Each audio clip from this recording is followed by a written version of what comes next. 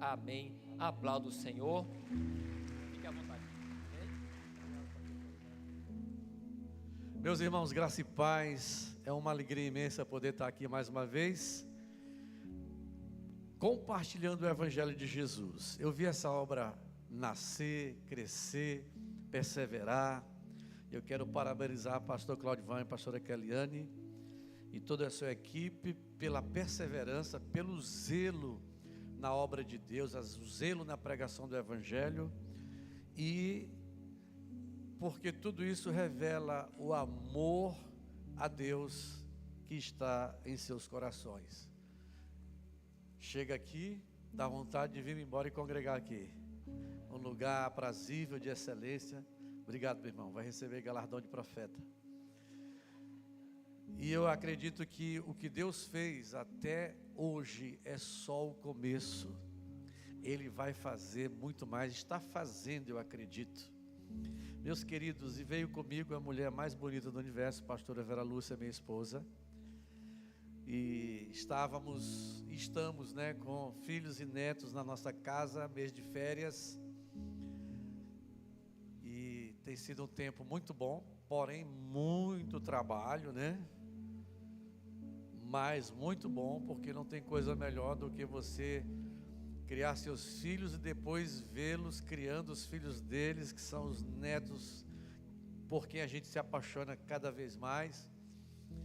E é por isso que é bom valorizar a palavra de Deus, a comunhão com Deus, a vida cristã, e valorizar a família, porque tem gente que infelizmente não valorizou a família e não vai ter o privilégio de ver os filhos chegando em suas casas, vindo de férias, o feriado, trazendo os netos e fazendo aquela festa. Mas quem valoriza a família e sobretudo anda em comunhão com Deus, vai ter esse privilégio. Eu profetizo que cada um aqui vai ter esse privilégio. Quem ainda não é avô, avó, vai ver seus filhos vindo com seus netos e fazendo aquela festa junto com uma grande bagunça, né? A casa vira de cabeça para baixo. E lá em casa eu digo assim: deixa que eu acho é bom isso aqui. Eu acho é bom esse negócio bagunçado pelas crianças. É uma bênção, irmãos. Louva a Deus também pela vida do pastor Joaquim e da pastora Rosa, que são nossos pastores e que têm nos pastoreado com um coração semelhante ao de Cristo. Glória a Deus. Meu bem, você quer dar uma saudação, meu bem? Vem aqui, dê uma saudação. Os irmãos já conhecem, mas muitos não conhecem.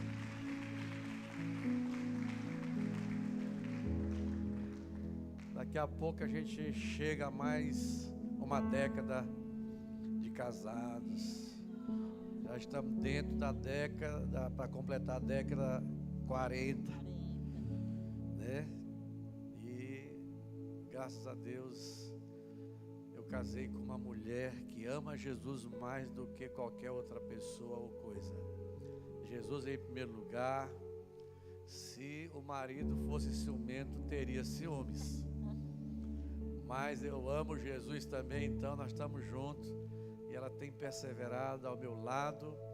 E a obra que Deus tem feito através de nós, eu devo muito a ela, porque ela além de ser uma apoiadora, intercessora, ela tem não só me ajudado no ministério, mas cuidado de mim também, né? E eu louvo a Deus pela vida dela. Ela vai dar uma saudação. A graça e a paz, queridos. Eu fiquei assim muito feliz quando o pastor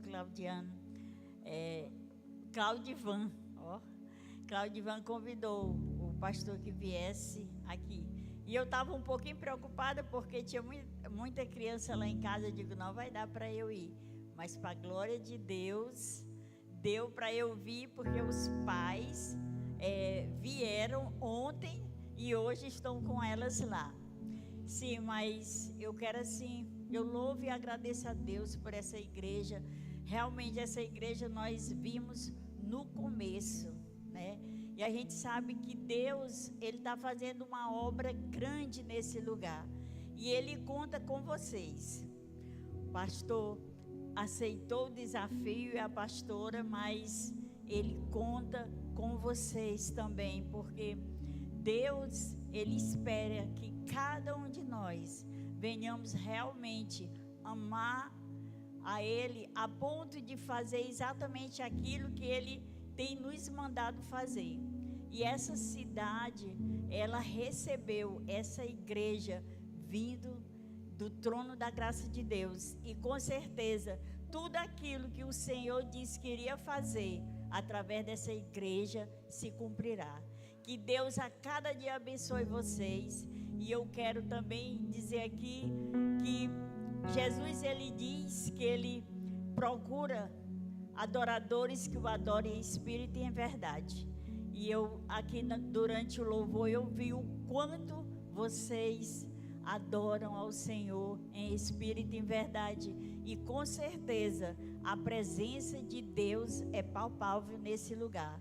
Que Deus a cada dia abençoe, cada dia mais, e vocês realmente cumpram com todo o propósito. Que Deus a cada dia abençoe para que realmente essa igreja seja uma igreja que vai influenciar toda essa cidade e todos serão convertidos, todos chegarão ao pleno conhecimento de Deus. Que o Senhor os abençoe. Glória a Deus. Glória a Deus. O tema é crescendo em Deus. E quando se fala de crescimento, se fala de desafio. Eu queria abrir a Bíblia com você no Evangelho segundo escreveu João, capítulo 9. João, capítulo 9. Aleluia. Quem for achando o texto vai dando glória a Deus. Aleluia. Evangelho segundo escreveu João, capítulo 9. Está escrito assim: caminhando Jesus, viu um homem cego de nascença. E os seus discípulos perguntaram: mestre, quem pecou? Este ou seus pais para que nascesse cego? Respondeu-lhe Jesus: nem ele pecou, nem seus pais, mas foi para que se manifeste nele as obras de Deus. É necessário que façamos as obras daquele que me enviou enquanto é dia. A noite vem quando ninguém pode trabalhar. Enquanto estou no mundo, sou a luz do mundo. Dito isto, cuspiu na terra e, tendo feito lodo com a saliva, aplicou-o aos olhos do cego, dizendo-lhe: vai, lava-te no tanque de Siloé, que quer dizer enviado. Ele foi, lavou-se e voltou vendo. Então os vizinhos, os que dantes o conheciam de vista como mendigo, perguntavam: não é este o que estava assentado pedindo esmolas? Uns diziam: é ele, outros: não, mas se parece com ele. Ele mesmo, porém, dizia: sou eu. Amém. Glória a Deus. Meus queridos, é sempre um desafio pregar a palavra de Deus. Mesmo há quase 40 anos pregando o Evangelho, para nós é um desafio. E Deus colocou no meu coração o desejo de pregar essa mensagem. O tema da mensagem é: primeiro piora, depois melhora. Não é um tema muito atraente, não é verdade? Mas primeiro piora, depois melhora. Se a gente olhar aqui a situação desse homem cego, a Bíblia diz que ele nasceu cego. Perguntaram a Jesus: ele nasceu assim porque pecou ou porque seus pais pecaram? Jesus disse: nem ele pecou nem seus pais, ele nasceu assim para que as obras de Deus se manifestassem nele. A Bíblia diz que Jesus veio para destruir as obras do diabo, 1 de João 3,8. Então as obras de Deus é curar, é libertar, é restaurar, é salvar, é perdoar, é reconciliar, é transformar. E Deus disse: ele nasceu assim para que a obra de Deus se manifestasse nele. E Jesus disse algo para aquele cego. Jesus disse, primeiro fez lodo, fez lama com o cuspe, a saliva e a terra, fez lama e aplicou nos olhos daquele homem e mandou lavar-se no tanque de Siloé. E o homem foi, lavou-se e foi curado, voltou vendo. Jesus poderia curá-lo de outra maneira, mas Jesus usou essa maneira estranha. Já imaginou pegar, cuspir no chão, fazer uma lama e colocar no olho de um cego? Ninguém jamais imaginaria que ele seria curado, mas Jesus assim o fez. E quando Jesus fez isso, Jesus desafiou a fé desse homem.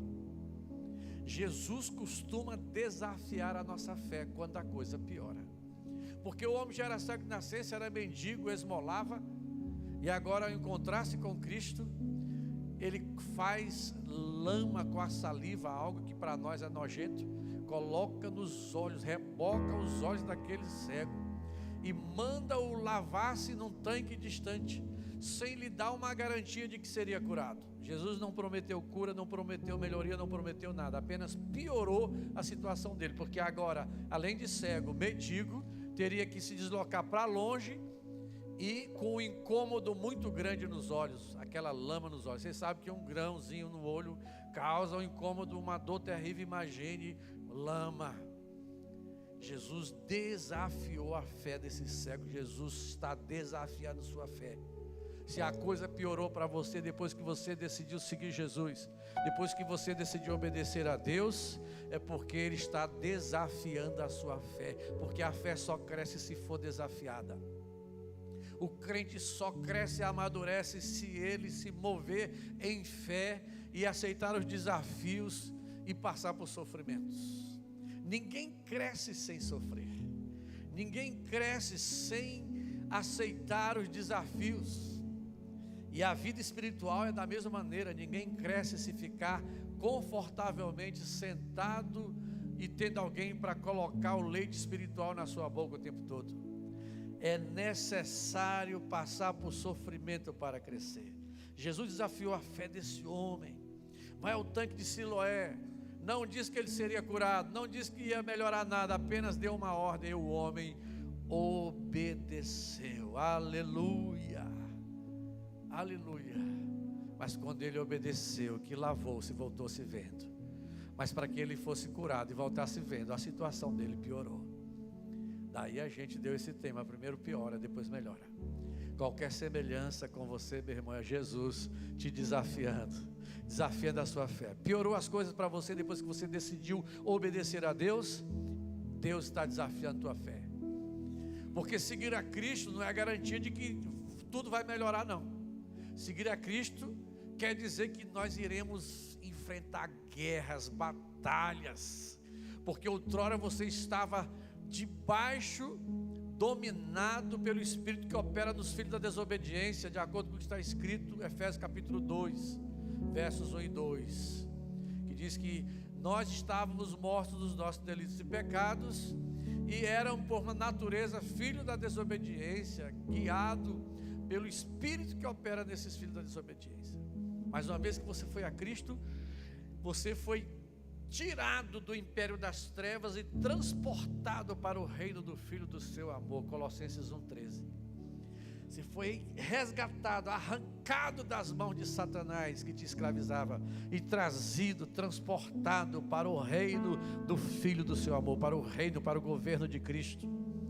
Agora você passou de escravo do pecado, de derrotado para Satanás, para um guerreiro, uma guerreira forte, poderoso, para contra-atacar agora o império das trevas.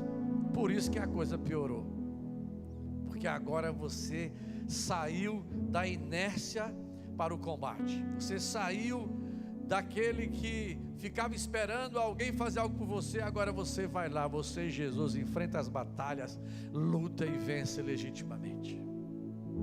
Primeiro piora, depois melhora. A bênção de Deus, o milagre que precisamos, a obra que Deus precisa fazer na nossa vida, ela está na obediência à palavra de Deus. Jesus lhe deu uma ordem, ele obedeceu e o milagre aconteceu. Se você obedecer a Deus, o milagre vai acontecer, a bênção vai te alcançar, Deus vai transformar essa tua situação, Deus vai mudar o teu choro em riso, Deus vai mudar a tua sorte, Deus vai fazer algo, mas é necessário obediência. A palavra de Deus diz em Deuteronômio capítulo 28, diz: se atentamente ouvires a voz do Senhor teu Deus, tendo cuidado de fazer tudo quanto te ordeno, então virão sobre ti e te alcançarão todas essas bênçãos. Será abençoado na cidade, será abençoado no campo, será abençoado o fruto do teu ventre, que são teus filhos, será abençoado o fruto do teu trabalho, será abençoado as crias das tuas vacas, bois. E quando eu leio esse texto, eu digo: opa, eu creio, porque eu tenho um sonho, irmão. Eu tinha um sonho de ter um sítio. Deus me prometeu 2 vezes que é uma fazenda, e sem R$1 eu ando procurando fazenda para comprar, ali ao redor de Bacabal. Não pode ser longe, porque eu sou pastor, não posso morar longe. Chego lá: quanto é essa fazenda? 17 milhões. Deixa por quanto? R$1. Mas eu estou colocando minha fé em prática. Aleluia. A fé se movimenta, meu irmão. A fé tem ação. Na verdade, a fé tem 4 coisas importantes que a gente precisa colocar em prática o tempo todo. Primeiro, a fé tem fundamento, tem alicerce, que é a palavra de Deus. A fé tem ação, porque se ela não for posta em ação, Tiago diz que ela é morta. A fé, ela tem frutos. Pessoas de fé dão frutos. E a fé tem história. Ninguém se torna uma pessoa de fé do dia para a noite. Primeiro uma história construída andando com Deus. E ela vai aprendendo, vai desenvolvendo a fé. Daqui a pouco ela se tornou uma pessoa de fé, cuja história repercute, muita gente ouve ou lê. Bom, mas vamos de volta. Irmãos, eu trouxe aqui no smartphone. Eu não costumo usar esse aparelho eletrônico para pregar, porque eles apagam depois para eu achar uma luta. Mas eu trouxe aqui também escrita. Falhou aqui, ó, ando preparado. A Bíblia promete lá bênçãos para quem obedece. Isaías capítulo 1, verso 19, o Senhor diz: se quiserdes e me ouvirdes, comereis o melhor da terra. Se você quiser e me ouvir. A palavra ouvir no hebraico é a mesma para obedecer. A mesma palavra para ouvir é obedecer. Então, quando o Senhor diz assim: terra, ó terra, ouvi a palavra do Senhor, Deus está dizendo, não é só para escutar, é para obedecer. Quem tem ouvidos para ouvir, ouça o que o Espírito diz às igrejas. Ali não é ouvir no sentido de entrar aqui no aparelho auditivo, mas é obedecer. Se quiserdes e me ouvirdes, comereis o melhor da terra. Se você quiser obedecer a Deus, o melhor da terra Deus vai reservar para você. A obediência traz a bênção. Nós, por 5 anos, nós cuidamos do nosso sobrinho Mateus, que hoje tem 16 anos. Os primeiros 5 anos dele, ele ficou com a gente viajava com ele, vivia lá em casa, a gente cuidava dele. E quando a gente ia para a igreja, às vezes para a igreja dos outros, ele gostava de correr, né? E a tia dizia assim mesmo: olha, é o seguinte, Mateus, você vai sentar do meu lado, não vai se levantar. Pode ter a criança que for correndo lá sem ser, vai ficar no lugar. Senão, eu vou te dar uma surra. Um dia lá, a gente foi para CCB, estava tendo uma festa lá, não sei se era aniversário, e tinha um estacionamento em frente. No meio do culto, Mateus saiu, desgarrou da tia e foi para o estacionamento. Quando a tia saiu, viu um carro e ele correu para cima do carro. A tia pulou em cima, rolou no chão, pegou ele, meteu uma sova e disse: a partir de hoje você não desobedece, porque se desobedecer tem taca. Aí quando ele queria desobedecer, se desobedecer, ele dizia: tem taca. Aí eu dizia: agora aprende outra lição, Mateus. A obediência traz a bênção. Repete isso: a obediência traz a bênção. Então obedeça, não queira taca. Então, se a gente obedecer, nós vamos ter a bênção que nós precisamos. Nós vamos receber o milagre que necessitamos. Nós vamos receber a força que precisamos para prosseguir. A obediência é fruto da fé em Deus e em sua palavra. A nossa fé não é algo que a gente criou na mente. A nossa fé, ela surgiu pela palavra de Deus, como está escrito em Romanos 10:17. Assim a fé vem pelo ouvir, e o ouvir pela pregação de Cristo. Então nós temos que colocar a fé nessa palavra. Se a Bíblia diz que Deus vai fazer isso, eu tenho que crer, confiar e agir de acordo com essa palavra, e experimentarei o que Deus prometeu fazer. Fé é em Deus e na sua palavra. A fé não é um salto no escuro, a fé é um passo debaixo de muita luz, a revelação das Escrituras. Esse homem teve fé, e diz a Bíblia que ele voltou vendo, mas antes dele ver, Jesus piorou a situação dele, porque além de mandá-lo andar um percurso longo, cego, na escuridão, colocou lama nos olhos e a dor, o incômodo foi grande. Ele poderia ir reclamando, ou então ele poderia dizer: eu não vou, o Senhor piorou, foi minha situação, tal, o Senhor não é amor, como é que o Senhor faz isso comigo? Tem muitos crentes fazendo isso, não é verdade? Mas ele só obedeceu por causa da fé dele, e porque obedeceu, recebeu o milagre. Alguém aqui é um crente obediente a Deus? Meu irmão, não tem segredo, obedeça e Deus vai fazer o milagre da tua vida. Obedeça, Deus vai mudar a tua sorte. Continue em obediência que Deus vai fazer uma grande obra. Eu me lembro em 2018, se não me falha a memória, o pastor Joaquim me escalou para ministrar uma palavra sobre fidelidade no retiro de pastores, no retiro que a gente tem anual, sempre no mês de janeiro ali em São Luís. E ele disse: eu quero que tu fale sobre fidelidade. Aí eu passei para dentro do livro, lendo a Bíblia, estudando, escrevendo. E aí um dia eu estava numa manhã de oração e consagração, eu estava assim no templo, perto do altar, deitado no chão, adorando, em jejum, buscando a Deus. E daqui a pouco eu ouvi uma voz dizendo o seguinte: Apocalipse 3:11. Aí eu disse assim: o quê? Não tinha ninguém. Aí eu entendi que era o Espírito Santo. Eu peguei Apocalipse 3:11, eu não lembrava o que tinha escrito, mas diz assim: venho sem demora, conserva o que tens, para que ninguém tome a tua coroa. Só que antes desse versículo, o Senhor diz assim: ser fiel até a morte, e dar-te-ei a coroa da vida. Ele diz assim: porque guardaste a palavra da minha perseverança, também eu te guardarei da hora da aprovação que há de vir sobre o mundo inteiro, para experimentar os que habitam sobre a terra. Aliás, é isso que ele diz, né? Então Deus está falando sobre perseverar, guardando a palavra, em obediência e fidelidade. Eu digo, guardar o que tem é guardar a fidelidade. Aí, naquela época, o pastor Joaquim estabeleceu que cada pastor poderia levar 2 pessoas a mais para o retiro. Tinha um pastor que levava quase 30, outros levavam 10, mas cresceu e não tinha espaço para todo mundo. Aí estabeleceu. Eu já tinha convocado 6 líderes na igreja para ir comigo. Digo, agora eu vou ter que eliminar 4. Só que me deu vontade de ir. Aí eu me lembrar dessa palavra que Deus está falando comigo. Eu vou pregar sobre fidelidade. Deus está falando comigo aqui. Eu tenho que ser fiel. E fui fiel. O pior é quando eu cheguei lá, que eu preguei e eu contei minha experiência. Eu disse: olha, eu só trouxe 2 membros. Tinha pastor que tinha levado 20, outros tinham levado 30, outros tinham levado 8, 10. Os pastores ficaram em maus lençóis, né? Mas a gente precisa obedecer. Se a gente obedecer nas pequenas coisas, nós estaremos habilitados para obedecer nas grandes coisas. Se a gente obedecer os pequenos desafios, nós vamos nos habilitar para obedecer nos grandes desafios. Agora, se eu começar a desobedecer nas pequenas coisas, eu estarei me habilitando para ser um grande desobediente a Deus.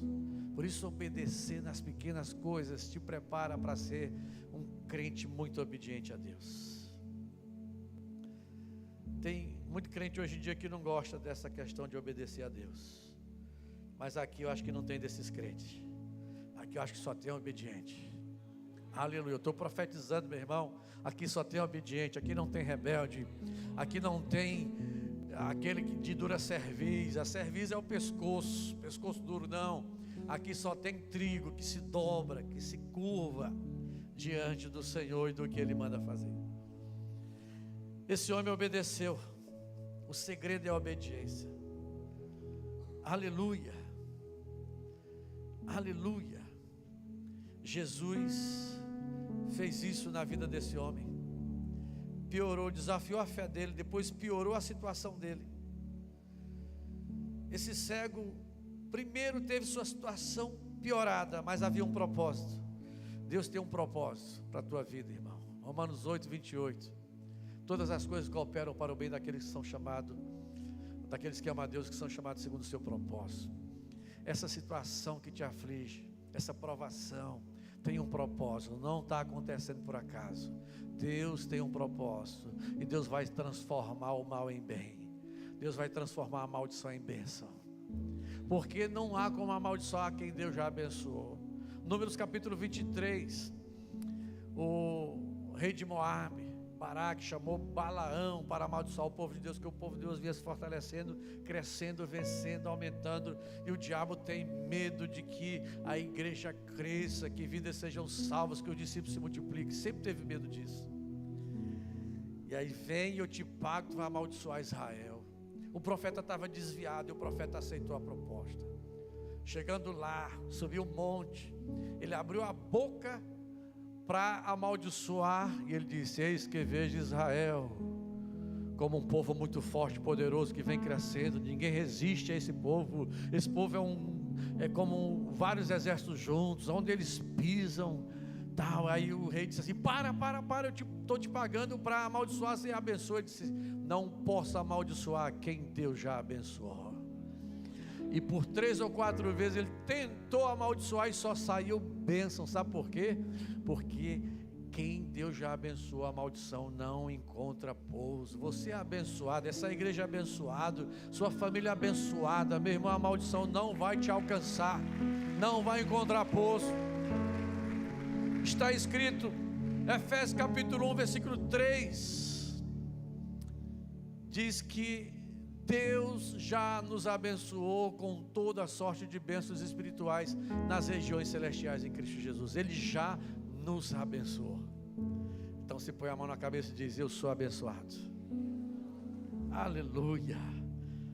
Meus queridos, Deus abençoou esse homem, Deus abençoou você. Só que Deus não nos isenta do sofrimento. E para provar que quando pior é porque vai melhorar, Jesus ensinou isso. Em João capítulo 16, a partir do verso 20, Jesus diz assim, vamos ler o texto. Eu gosto de citar texto e dar referência, mas de vez em quando eu gosto de ler com os irmãos.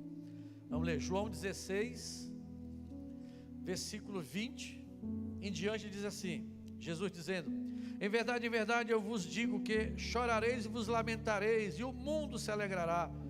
Vós ficareis tristes, mas a vossa tristeza se converterá em alegria. A mulher, quando está para dar à luz, tem tristeza, porque a sua hora é chegada, mas depois de ter nascido o menino, já não se lembra da aflição, pelo prazer que tem de ter nascido ao mundo um homem. Assim também agora vós tendes tristeza, mas outra vez vos verei, e o vosso coração se alegrará, e a vossa alegria ninguém poderá tirar. Ele está dizendo, primeiro vai piorar, mas depois melhora. É semelhante à mulher que está para dar à luz. As dores de parto dói muito. Dizem que só tem uma dor que pode se igualar à dor de parto. Diziam antigamente que era dor de dente, né? Mas aí depois os homens disseram que é cálculo renal. Bom, eu não sei, que eu nunca... Dor de dente eu tive muito, mas cálculo renal, graças a Deus, nunca tive. Mas eu sei de uma coisa, a dor de parir é uma dor muito grande, mas que quando a mulher tem o bebê, a aflição dela passa e ela é tomada de uma alegria, de um gozo, de um prazer, de um negócio que não tem como explicar. Jesus disse assim, se piorou, vai melhorar. Do jeito que a mulher piora quando vai dar à luz, mas melhora quando o menino nasce, assim é você. Continue firme, perseverando em obediência, seguindo a Cristo, porque se piorou, não te preocupa que vai melhorar. E quando fica insuportável é porque o milagre está nascendo, o dia está amanhecendo, a bênção está chegando. Aleluia. Quando se tornar insuportável, persevera só mais um pouco e você vai ver o sol brilhar sobre você. Aleluia, é isso que a Bíblia ensina. Por quê? Porque Jesus fez isso com esse homem, faz isso conosco. A Bíblia diz no Salmo 23, Ainda que eu passe pelo vale da sombra da morte, não temerei mal algum, porque tu estás comigo, a tua vara e o teu cajado me consolam. Ele disse que ainda que eu passe pelo vale da sombra da morte, eu não vou ter medo. Eu sei que não vai piorar, vai melhorar depois. O vale da sombra da morte era a pior situação que um servo de Deus podia passar, porque o vale da sombra da morte lá em Israel era no meio de dois penhascos, duas montanhas muito altas, e era um vale, era estreito e muito fundo, e era escuro, cheio de matas e feras lá embaixo, e mais assaltantes e assassinos, criminosos. Lá só entrava sol ao meio-dia, quando o sol vinha e batia a luz lá embaixo. 12:30, 1h da tarde, já não tinha mais sol, ficava escuro. Por isso o nome Vale da Sombra da Morte, e por isso se juntava ali os bandidos, os criminosos, assaltantes, assassinos e as feras como leões, tigres e ursos e outros. Mas Davi disse: ainda que eu passe por aquele vale, eu não vou ter medo, porque eu sei quem está comigo. Ele me sustenta, Ele é a minha companhia, Ele é a minha sombra, a minha direita. Ele me cerca por todos os lados, sobre mim põe a sua mão. Ele está comigo como um poderoso guerreiro. Por isso os meus adversários tropeçarão e não poderão se levantar. Terão vergonha perpétua, porque não se houveram sabiamente. Jeremias 20:11. Irmão, quando piora é porque vai melhorar.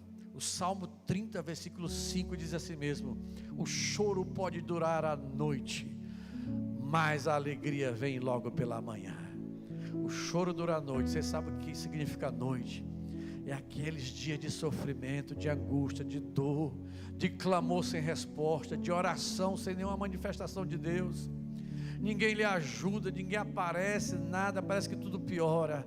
Aí você chora, mas não chora se lamentando, você chora igual Ana, gemendo para Deus, intercedendo, clamando, suplicando. Aí Deus vem e faz o dia amanhecer, o milagre acontece, a bênção chega. Quando piora é porque vai melhorar. Piorou para você depois que você decidiu obedecer a Deus? Quantos aqui tiveram a situação pior depois que decidiram seguir a Cristo, obedecer a Deus, se consagrar mais, ser um crente 100%, que hoje tem crente 50%. Tem crente que está no culto, louvando, adorando, às vezes chorando e tal, mas sai dali na segunda-feira, está com um shortinho colado no corpo, com um capô de fusca na frente aparecendo, antigamente chamava bustier, eu estou antigo demais, né? Qual é o nome? Cropped. E lá, correndo, andando, ou então nas academias, e ainda vai para casa andando, que é para mostrar para todo mundo o corpo que ela tem. Eu digo, meu Deus do céu. Aí eu vou e ensino. Sabe o que acontece? Elas fazem mais ainda. Eu digo, vai ser feliz. Vai ser feliz. Depois o negócio piorar para ti, a angústia chegar, não vai colocar a culpa em ninguém. Porque a nudez só é permitida para o cônjuge.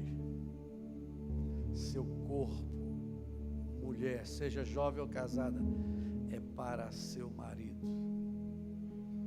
Homem, da mesma forma, seu corpo é para a sua esposa.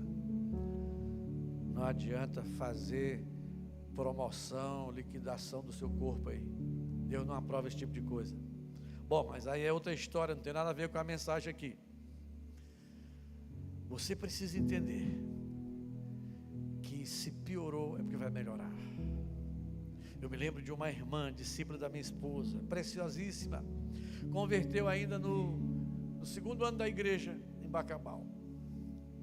Converteu, o marido dela não era crente, ele bebia, ele traía e ele jogava, ele era viciado em jogo. Você tem uma ideia, ele passava a noite, muito trabalhador, mas à noite, em vez de ele estar deitado com a esposa dele, ele ia para o fundo do quintal dele, onde tinha uma área de serviço lá do fundo, escuro.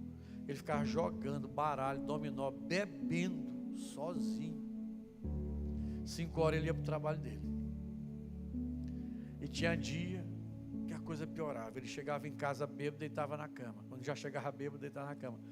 Quando ela acordava, ele tinha feito xixi na cama em cima dela e tal, aquela bagaceira toda que um bêbado pode fazer. E a gente orava com ela, e ela ficava aflita, ela desmoronava, E a gente ministrando fé e orava e evangelizava ele. Tinha uma célula na casa deles. A célula era nesse lugar onde ele passava a noite bebendo, fumando e jogando. A célula lá, terminava a célula, todo mundo ia embora, ele ia para lá, se juntava com Satanás e era a noite todinha. Ele era escravo. Aí um dia ela chegou lá em casa. Ó, irmão, para ter uma ideia, está na internet isso aqui? Está saindo na internet? Então não vou dizer não. O que ela fez um dia com ele. Ela braba. Ela quase.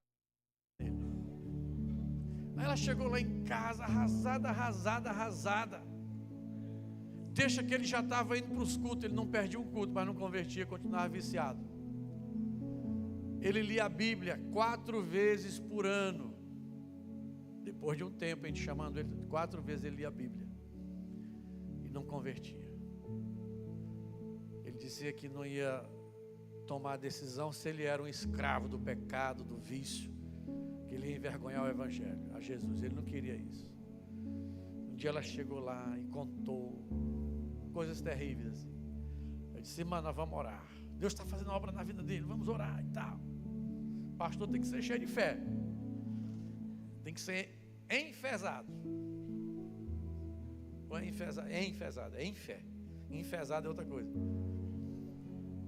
Vamos orar. E fomos orar. Quando estávamos orando, eu tive uma visão. Eu vi uma corda preta se soltando do corpo dele, enrolado nele assim, e a corda afrouxando e se soltando. Quando terminou a oração, eu disse, irmão, eu tive uma visão.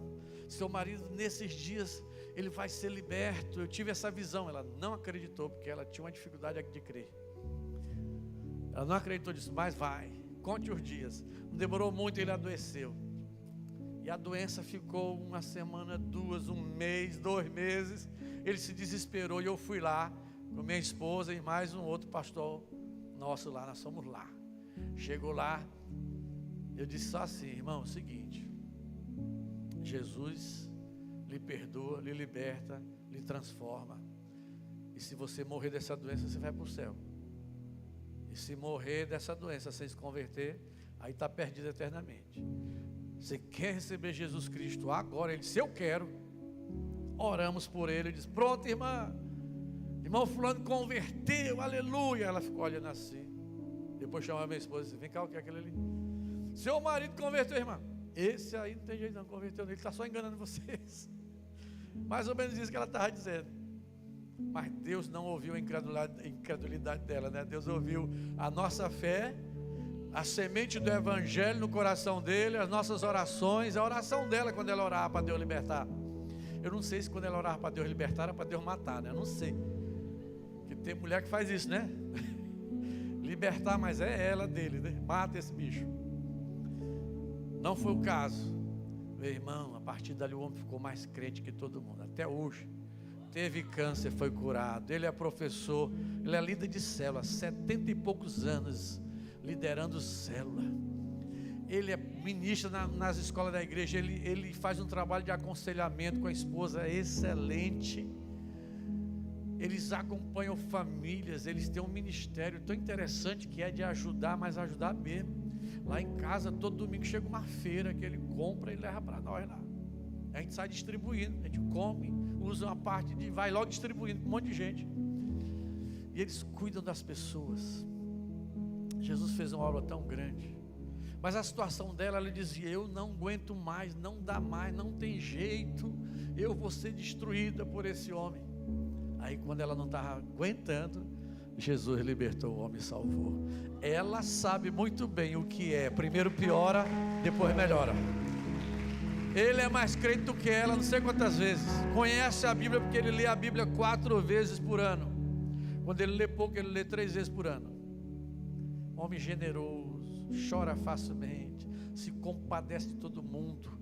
Quando ele vê um viciado, um drogado, um cachaceiro, um adulto, ele diz a si mesmo, não condene. Ele é um escravo como eu era. Vamos orar e vamos ganhar essa alma, porque eu sei como é que está a alma dele, do jeito que estava a minha. Uma bênção. Aí minha sogra falou para mim há uns 3 meses, disse, olha, é o seguinte: a igreja começou aqui em casa, numa célula. E aí a igreja fez 20 anos e não tem uma célula na minha casa. Eu quero uma célula na minha casa. Digo, pois o senhor deseja uma ordem. Quando é que a senhora quer? Mês que vem, era junho, mês que vem era junho. Pois pronto, eu já sei até quem vai liderar. Minha sogra tem não sei se é 84 ou 87, é um dos quatro dos dois, minha filha. 84, é porque ela tem duas idades. Crente, converteu umas 10 vezes. Toda vez que adoecia, eu quero Jesus, ficava boa, depois eu vou. Mas da última vez ela converteu de verdade. Aí eu falei para esse irmão que foi liberto: irmão, na casa da minha sogra, a irmã fulana, ela quer uma célula. Eu pensei em você como líder. Ele disse: opa, e eu quero liderar a célula mesmo, porque a célula da minha casa acabou-se, porque era minha mulher que liderava, e com as doenças e as viagens, acabou, e eu quero célula. Aí ele foi lá, abriu, e minha sogra disse: eu quero ganhar a minha vizinhança, meu trecho todinho para Jesus. E esse irmão disse: pois eu quero ganhar Bacabal para Jesus. Aí está lá, a célula está bombando. Tem as cabecinhas brancas, mas tem gente novo também lá. Uma bênção. A situação daquela esposa piorou tanto, e ela não tinha ideia do quanto iria melhorar. Aleluia. Irmão, quando piora é porque vai melhorar. Quando você achar que não tem mais jeito, Jesus dá o jeito. Quando é porque Jesus está te levando ao crescimento. Aleluia. Vários servos de Deus na Bíblia passaram por isso. Deus chamou Moisés.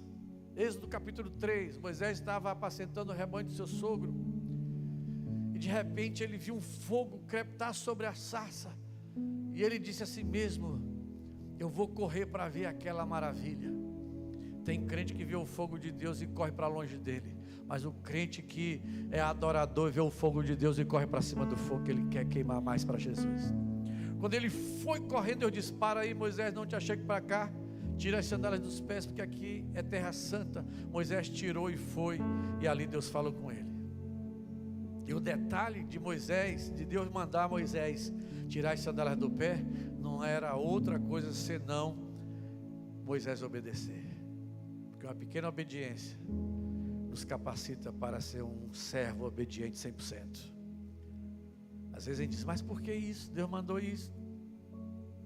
Qual o propósito? Não importa, a gente não tem que buscar saber o propósito. Só obedeça a Deus.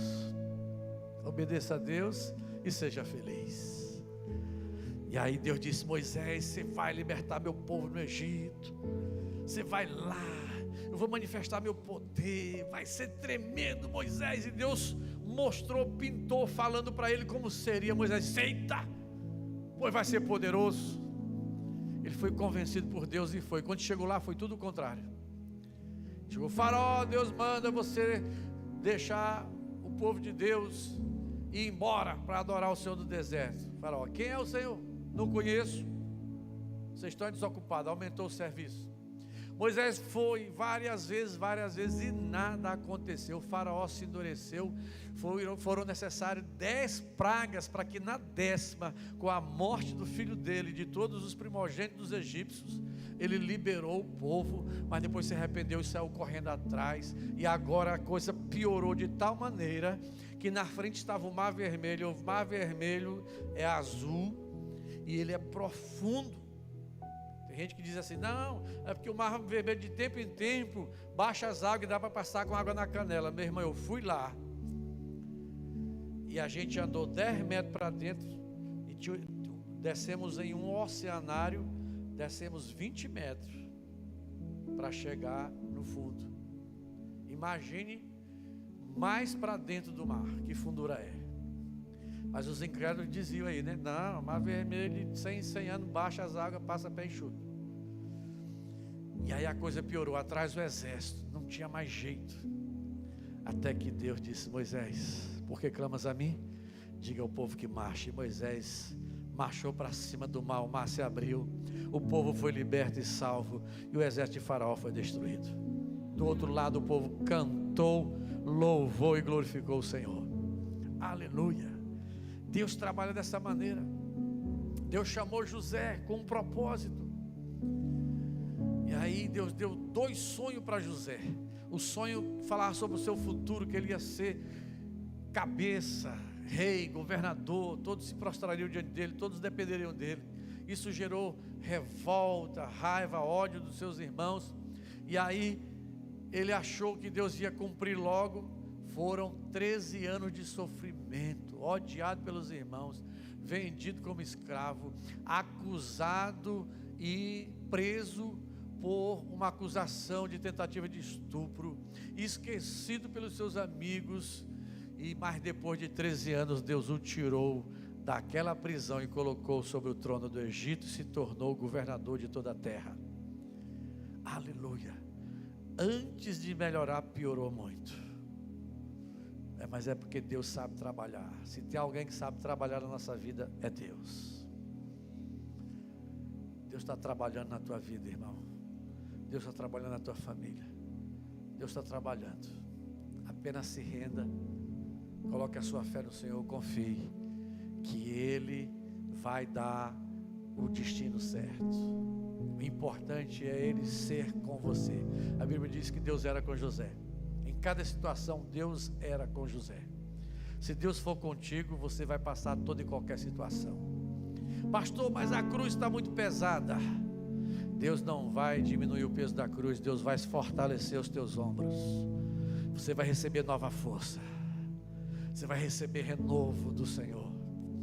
Como diz Isaías 40, diz que os jovens se cansam e se fatigam, mas os que esperam no Senhor renovarão as suas forças, voarão com asas como águia, correrão e não se cansarão, andarão e não se fadigarão. Deus vai te dar força e vai te renovar, e você vai conseguir chegar do outro lado e vai cantar e contar a vitória. Deus fez isso com vários servos dele, a gente pode observar vários. Deus mandou o profeta Samuel ungir Davi no meio de seus irmãos. 1 Samuel capítulo 16, ele foi lá e ungiu a Davi rei. Aí todos pensaram, Davi pensou, agora eu vou ser o rei, Deus vai me colocar no trono. Que nada, foram anos de perseguição e sofrimento, porque Saul ficou enciumado, se levantou para matar Davi. Foi uma perseguição terrível, e sofreu de todas as maneiras. E depois de muitos anos, Saul já morto, Deus levantou Davi e colocou sobre o trono. Primeiro piorou, depois melhorou. A igreja começou dessa maneira. Deus revestiu a igreja, Atos capítulo 1, mas recebereis poder ao descer sobre vós o Espírito Santo, sereis minhas testemunhas, tanto em Jerusalém como em toda a Judéia, Samaria, até os confins da terra. A igreja foi revestida, começou a pregar e testemunhar, mas no capítulo 6 veio perseguição. Martirizaram Estevão, mataram aquela testemunha. De lá prenderam Tiago e degolaram, prenderam Pedro, só não mataram porque houve intercessão por parte da igreja a favor de Pedro. Atos 12, verso 5. Pedro foi liberto pelo poder de Deus e saiu pregando, mas aí a perseguição veio, mataram muitos cristãos, trucidaram, fizeram coisas terríveis, martirizaram, mas o evangelho foi pregado e chegou a nós, e o evangelho não vai parar em nós, vai alcançar as próximas gerações, até a volta de Cristo. O evangelho continuará sendo pregado. Aleluia. Deus trabalha dessa maneira, parece que é um padrão dele. Pense, o que você está passando não é a fúria do inimigo, nem a destruição, sabe o que é? Dores de crescimento. Para você crescer, vai doer, mas se você perseverar, depois você vai sorrir, vai se alegrar, vai ser bênção. A Bíblia fala de crescimento. A Bíblia diz que o crescimento tem que ser gradativo, mas tem que acontecer. Todas as figuras do Novo Testamento, principalmente no livro de Mateus, a partir do capítulo 13, Jesus fala algumas parábolas sobre o crescimento, sobre o reino de Deus, sobre a igreja, e são figuras de crescimento. Ele diz assim mesmo, porque o reino de Deus é semelhante a uma mulher que pegou 3 medidas de massa e introduziu no fermento até ficar tudo levedado. Ali ele está se referindo à igreja, a mulher, a igreja, a massa, somos nós, o fermento, Cristo. E aí vem o crescimento. Ele diz que o reino de Deus é semelhante ao grão de mostarda, a menor de todas as sementes, mas depois que é plantada, nasce e cresce uma hortaliça maior de todas as outras hortaliças, onde as aves do céu se aninham. Então ele vai falando sempre de crescimento. Oséias capítulo 6, versículo 3 diz: conheçamos e prossigamos em conhecer ao Senhor, como a alva a sua vinda é certa, e Ele virá sobre nós como a chuva serôdia que rega a terra. Pedro fala na sua segunda carta, no capítulo 3, no versículo 18: cresçamos em tudo, cresçamos na graça e no conhecimento de nosso Senhor e Salvador Jesus Cristo. Deus quer que a gente cresça. Os desafios é para a gente crescer, as dores é para a gente crescer, as lutas, as provações é para a gente crescer. Deus quer que a gente cresça, amadureça e apareça. Aleluia! Deus está te levando ao crescimento, Deus está levando-nos ao crescimento, Deus está levando essa igreja ao crescimento.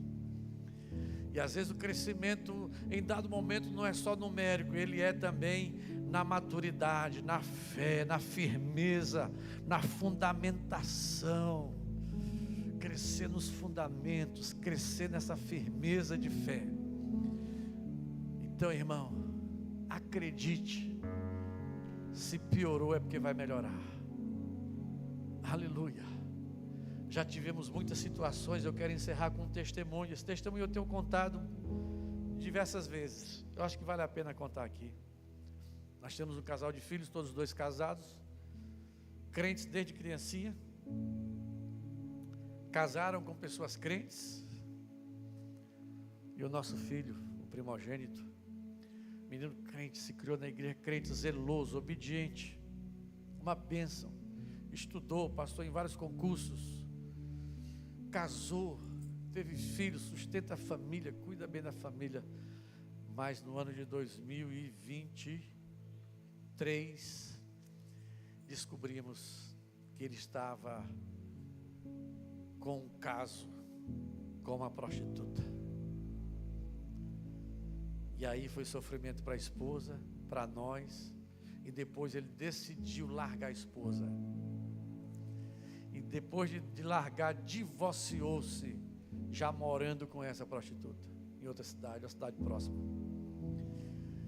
E a gente passou 3 anos aproximadamente, né, minha filha? 3 anos e meio, para nós era como se fosse um pesadelo que não se acabava. Meu bem só chorava, igual Ana. E aí, como ela chora muito, eu não choro nada, porque alguém tem que não chorar em casa, né? E aí orava, a gente orava, jejum, oração, pedir oração, nossos pastores orando, jejuando, irmãos orando, e a gente orava, e a gente profetizava, e a gente ungia, fazia jejum por ele pela libertação. E ele foi dizer para o nosso genro, que ele dizia assim mesmo: se eu não ficar com fulana, eu não volto para fulana, que é minha esposa, eu não volto para minha esposa, não volto mais, não quero mais.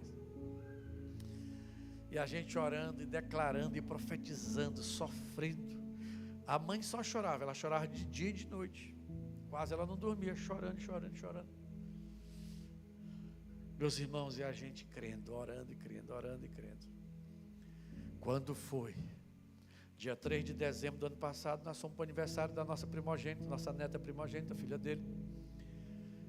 Estava completando 10 anos de idade. Essa criança, desde que o pai abandonou a família, ela perdeu a alegria. Ela sempre foi muito alegre, feliz, mas perdeu a alegria. A gente tinha muita dó, a gente cuidava muito dela. Aniversário dela de 10 anos, chegamos lá em São Luís.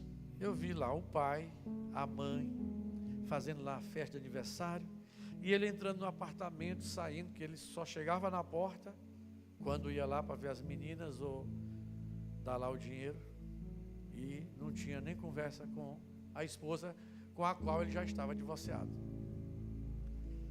E aí eu vi eles conversando alegre, achei, né? Os dois conversando e sorrindo. Eu disse: meu bem, Deus está fazendo. No meio da festa, nossa nora chama a minha esposa e diz assim: olha, Luiz, há 2 dias ele chegou aqui, pediu perdão e pediu a reconciliação, e eu perdoei, e nós estamos conversando para essa reconciliação acontecer da forma correta. Aí nós saímos dali já só louvando a Deus alegres. Sabe o que aconteceu? Ele tinha largado essa prostituta, que ele morou com ela 3 anos ou mais, voltou para a esposa, pediu perdão, ela perdoou, ele pediu reconciliação, ela aceitou, e no dia 4 de fevereiro deste ano, o pastor Joaquim fez o 2º casamento deles, casou com a mesma esposa. Nossa neta ficou feliz, nunca mais soube o que é tristeza. E agora nas férias deixaram as 2 crianças lá em casa e disseram: nós vamos para a lua de mel agora. Viajaram, Luiz Correia, não sei o que, Viçosa, nos hotéis em cima das montanhas. E lua de mel, os 2 vivem se beijando, se abraçando. É meu amor, é meu amor, é meu cheiro.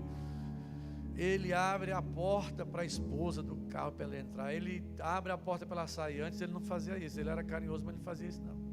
Ela não fazia comida para ele. Ela faz, bota para ele: meu bem, meu amor, tu que é assim, tá?